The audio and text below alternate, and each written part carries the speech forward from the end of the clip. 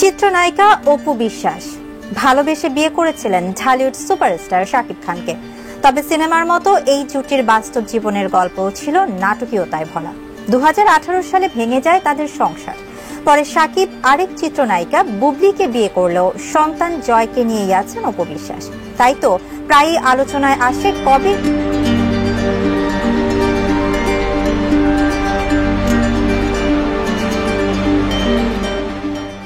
হঠাৎ করেই কেন এসব কমেন্ট শাকিব খানের পরিবারের প্রতি, জানবো, সাথেই থাকুন। রাতে শাকিব খানের সঙ্গে অপু বিশ্বাসের একটি ভিডিও ছড়িয়ে পড়ে সোশ্যাল মিডিয়াগুলোতে। তার পরের দিন বিকেলে বুবলি তার ফেসবুক পেজে শাকিব খানের সঙ্গে ঘনিষ্ঠ মুহূর্তের কিছু ছবি পোস্ট করেন। এরপরেই নেটিজেনদের কমেন্টের ঝড় শুরু হয়। খোরশেদ আলম লিখেছেন, এক হবে কিভাবে?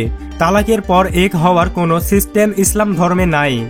নীলা ইসলাম লিখেছেন, এখন অপুর পোস্টের অপেক্ষা, দেখা যাক কি হয়।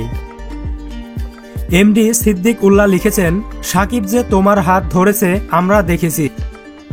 সুমাইয়া ইসলাম লিখেছেন, দেখতে অনেক ভালো লাগলো, মন প্রাণ জুড়িয়ে গেল।